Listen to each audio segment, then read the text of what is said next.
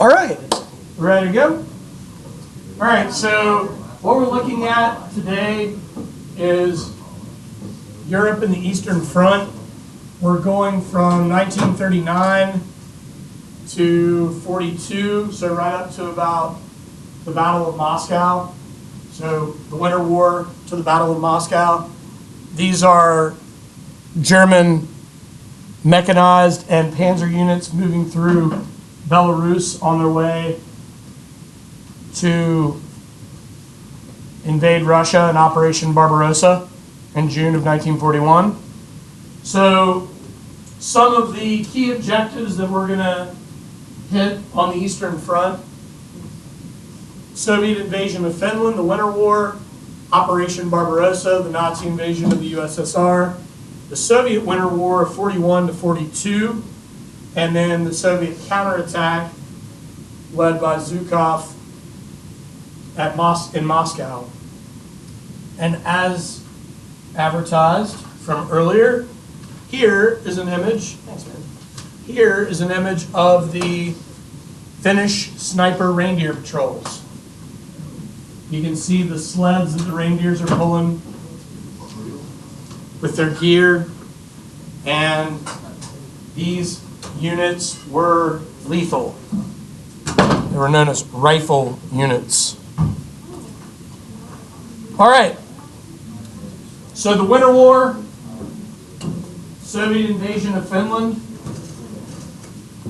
The Soviet offensive began on November 30th, 1939.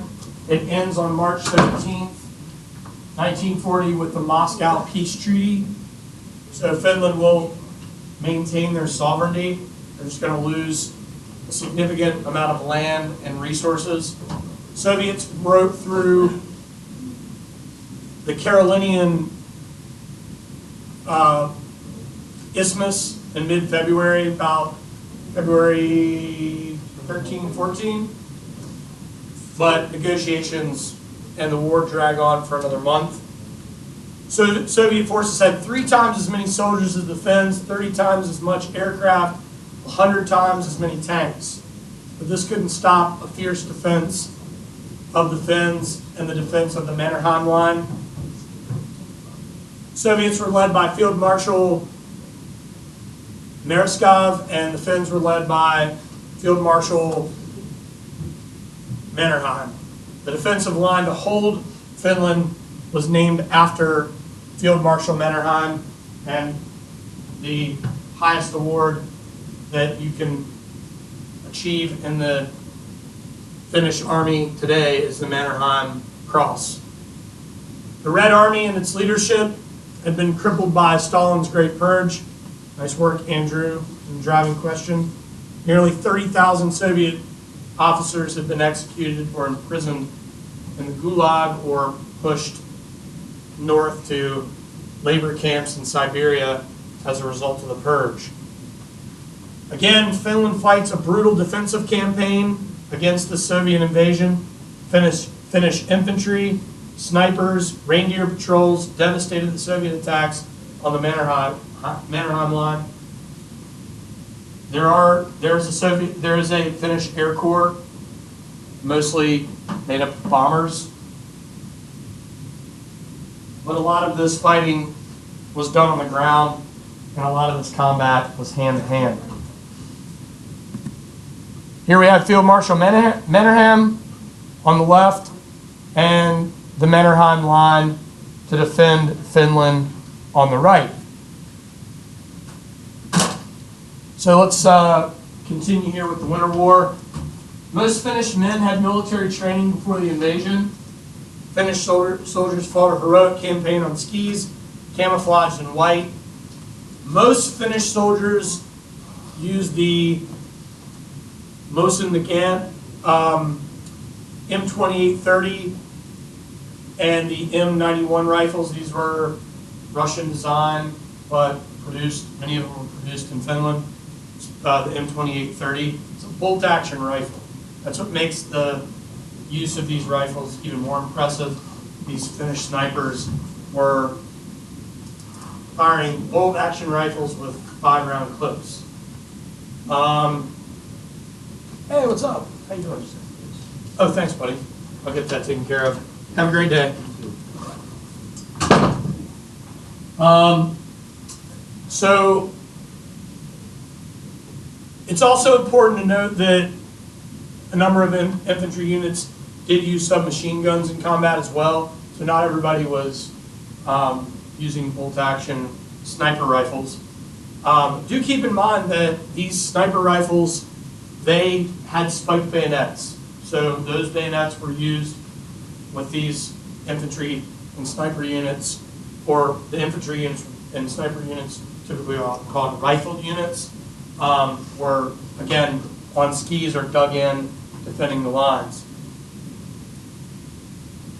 Simo Haya is known as the White Death. He's the most decorated, technically the most decorated sniper in World War II because, and I know we could make an argument for other snipers, but due to the little amount of daylight that he had, he managed to, in the Winter War, to have 505 confirmed kills in just 100 days. That's just his numbers in the Winter War. Yeah. Interesting fact about Simo Haya is that he actually didn't use a scope on his sniper rifle because he thought that it would reflect the light. You are exactly right. So he did not use a scope because of the reflection, and to add to that, because many of the Soviet snipers did use scopes, he was able to take them out. Another thing that he did, he ate snow while he was dug in, so his breath wouldn't be seen by Soviet snipers. And then another thing he would do is after a shot, so the barrel wouldn't smoke, he would dip it down into the snow so it wouldn't smoke. Yeah, but like I think it's like he actually did get shot in the jaw. He did. The shot went right through his left jaw. His face was deformed, but he kept fighting on. Pretty wild. So, good job. So, Finland took out nearly 170,000 Soviet soldiers. These are just casualties alone, or these are just killed in action. There are hundreds of thousands more wounded.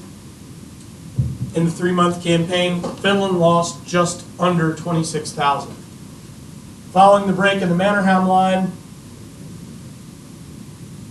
the Treaty of Moscow had been negotiated. Finland ceded 11% of its pre-war territory and 30% of its economic assets to the Soviet Union. This is going to create problems for the Soviets. I guess the positive, they did get a buffer for Leningrad. They did get more ports, but there was international retribution. It also led to their suspension from the League of Nations, but the League's about to fall apart here soon anyway. And the Finns retained their sovereignty and enhanced their international reputation. But you keep in mind that they are socialist and they are also being supported by Hitler at this point, and they are going to fight on the side of the Nazis against the Soviets in Operation Barbarossa.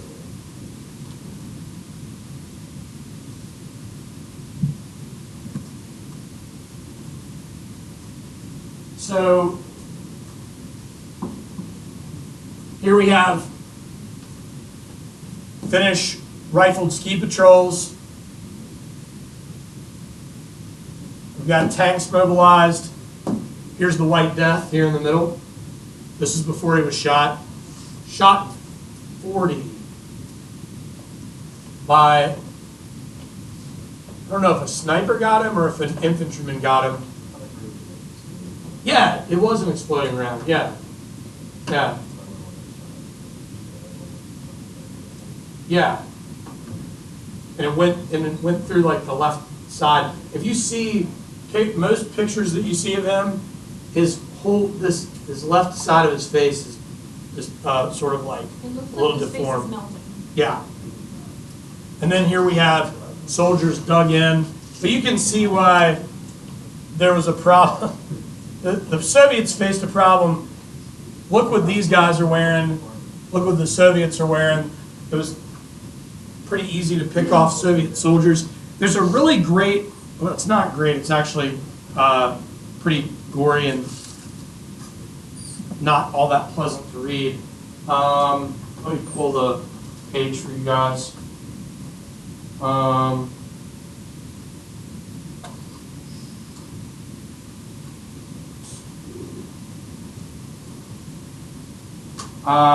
Chapter 27, or I'm sorry, not chapter 27, chapter 1, page 27. There's a quote in here.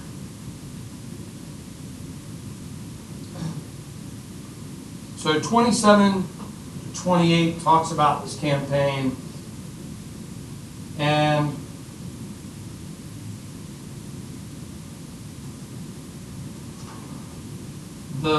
there's a first-hand account on page 28. It just talks about going down a road where there were just dead Russian soldiers everywhere, and the snow was just covered in pink mist. And it was just horrific. And the bodies had become petrified, frozen on the sides of the road. That's well, that's how cold it was. So yeah, the temperatures, like we talked about, temperatures reaching below 40 degrees below zero. That's I've only experienced 17 degrees below zero in Whiteface, New York. That was cold. Like, my beard was freezing. Can't imagine adding another 23 below in combat. All right, so Operation Barbarossa, the Nazi invasion of the Soviet Union. Hitler's greatest military and political gamble is this attack that will begin on June 22nd, 1941. It's a three-pronged invasion to hit Leningrad, Moscow, and Stalingrad, codenamed Operation Barbarossa for Frederick the Great, or Frederick the First, not Frederick the Great. Obviously, Hitler wanted to destroy the Judo-Bolshevism of the Soviet Union.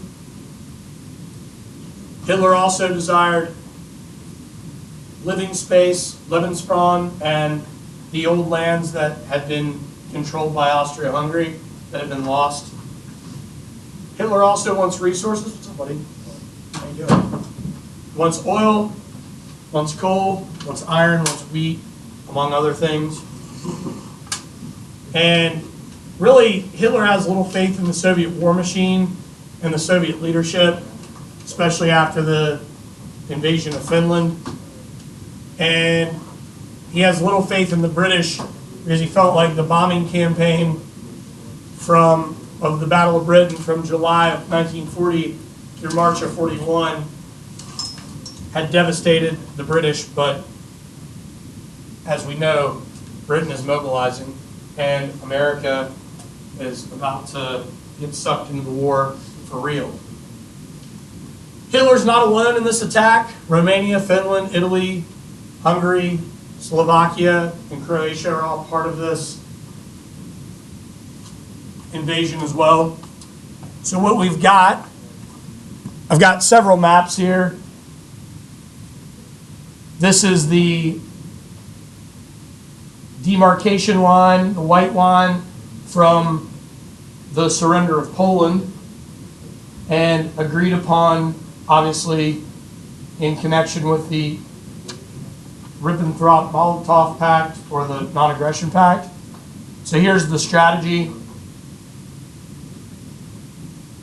North Army Group, Center Army Group, South Army Group, and this will be their troop movements. To the north toward Leningrad, to the center toward Moscow, and to the south toward Stalingrad. So Nazi High Command was really leery about the invasion. One particular person that I talked about earlier, Heinz Guderian, he was the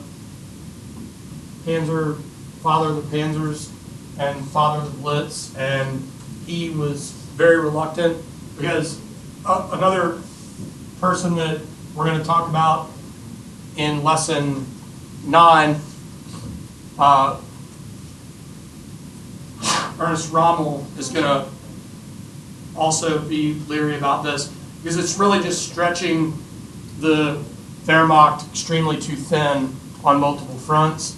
Because by the time this invasion occurs and they're stuck in it and America gets pulled into the war, you're going to have, the Nazis are going to be on 3 major fronts. They're going to be on the Eastern Front, building the Atlantic defenses. The Eastern Front with the invasion of the Soviets, the Western Front with the building up of the Atlantic defenses, and then the North Africa campaign as well. Military goals are to destroy the Red Army in Western Russia and take major Soviet cities. So Army Group North, led by Wilhelm Ritter von Lieb, to advance on Leningrad. Army Group Center, Fedor von Bock, who we've talked about before, to advance on Moscow. And Army Group South, Rundstedt, to invade Ukraine and press on toward Stalingrad. Invasion plans are delayed from April to June due to heavy rains, and also due to Mussolini's disastrous invasion of Greece, which we're going to be talking about. I'll be talking about the invasion of Greece and other Mediterranean action when we get into lesson 9 and the North African campaign. So here are the commanders of each group. The North will head toward Leningrad, center to Moscow, south toward Stalingrad.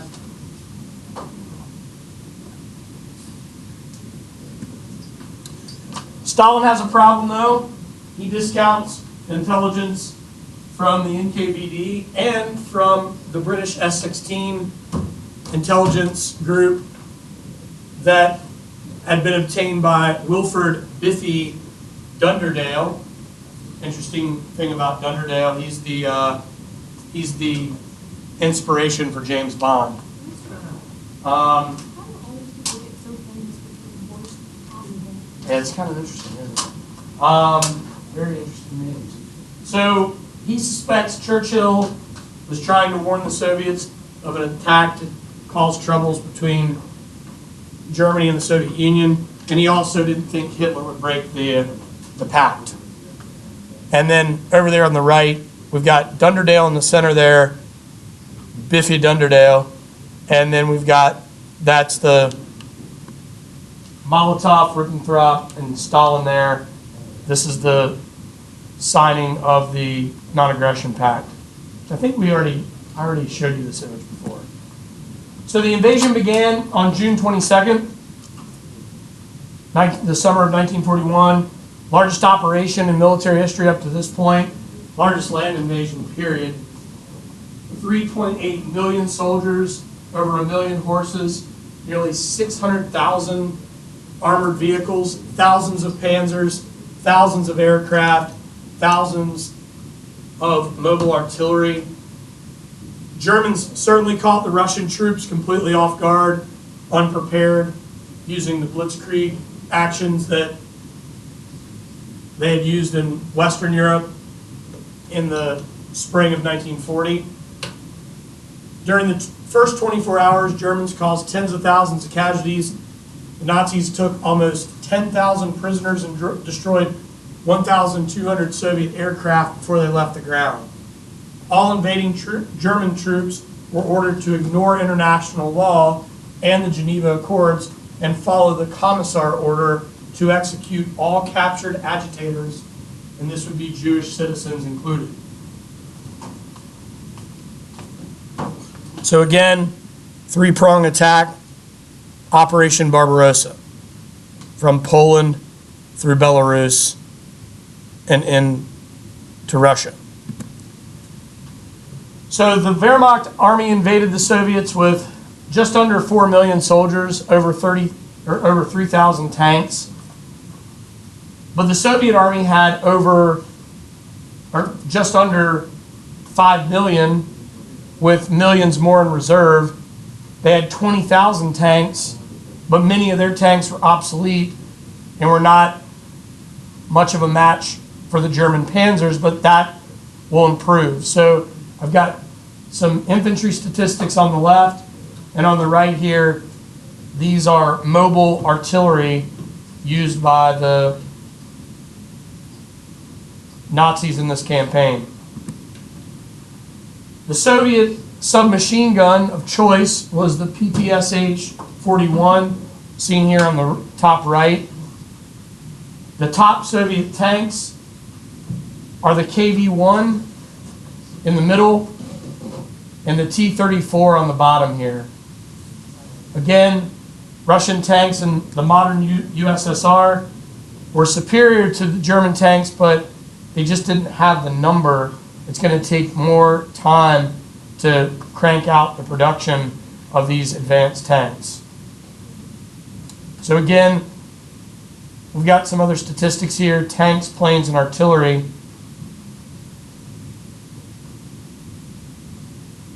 For Germany and modern Russia. This is a German anti-tank and anti-aircraft gun. This is called the 88. This is the most famous of the anti-tank and anti-aircraft. This one is stabilized on a platform. A lot of these 88s are actually pulled on mobile units. German combat engineers repair a bridge destroyed by Russians here. So the invasion in the first 2 months exceeded expectations of the German high command, basically to about mid-August. But there is a logistical problem that the Nazis faced again, similar to what they had, but on a much larger scale. Similar problem that they had in the invasion of Western Europe and France in 1940, and that is the tanks and planes are moving much faster than the infantry. And the infantry is mostly on foot, and this large group of infantry are not only on foot or in mobilized units, but a lot of them are actually tending to horses along the way. So the infantry is slow to catch up.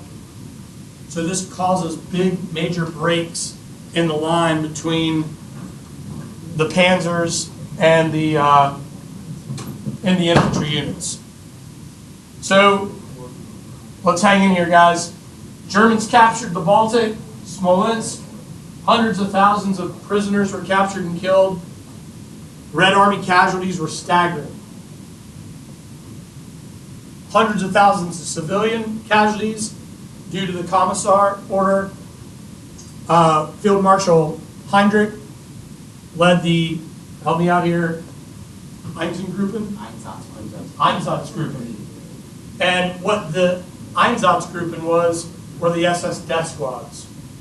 So these death squads are the ones that carry out the mass execution of 1.5 million Jews in the Soviet invasion.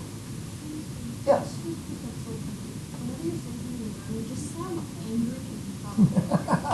That's funny. In 1942, 5 million Russians were dead, missing, or wounded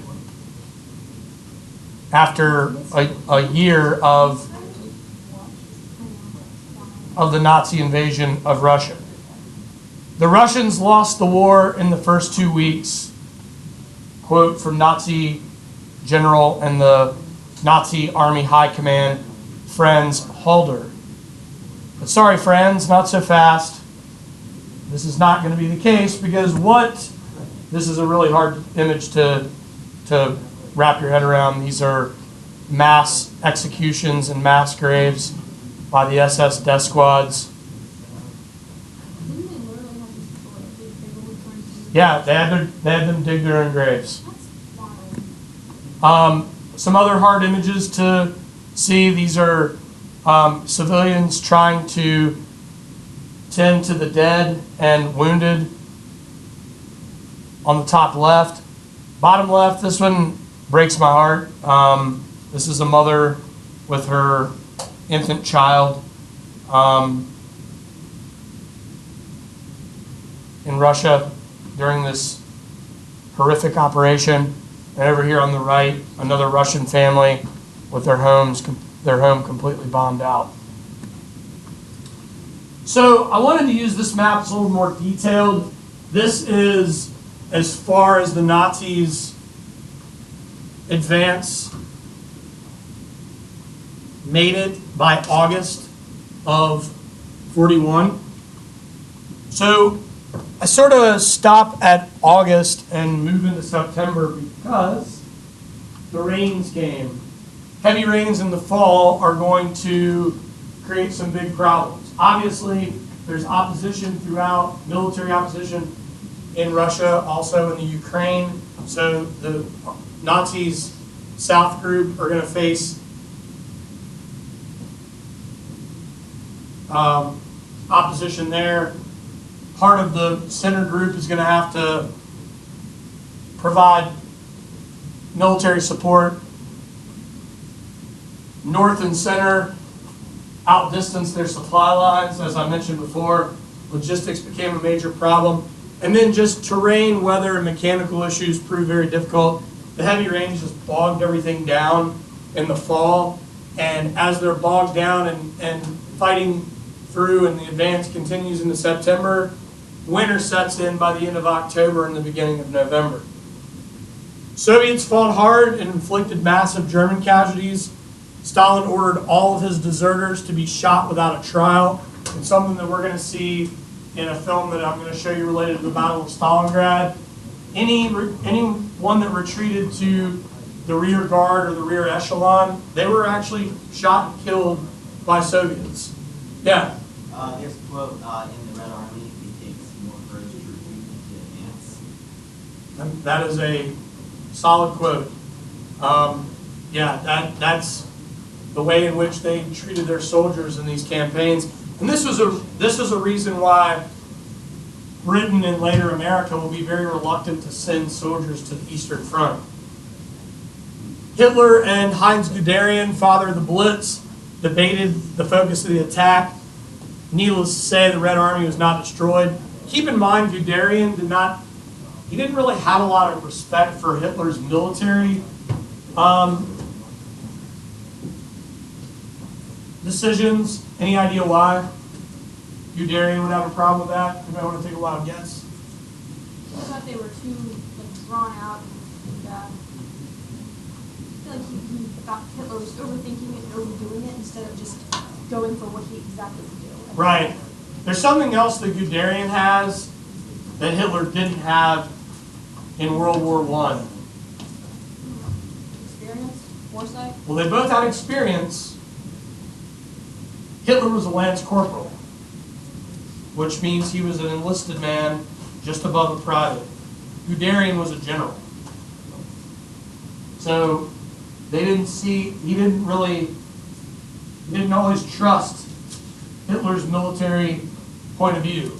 And that's really the problem that the Nazi high command had, because they could only say so much, because what could potentially happen? They'd just get executed, right? They had already seen that unfold with the Night of Long Knives before the war, and that continued as the war went on. Political and military rivals were executed.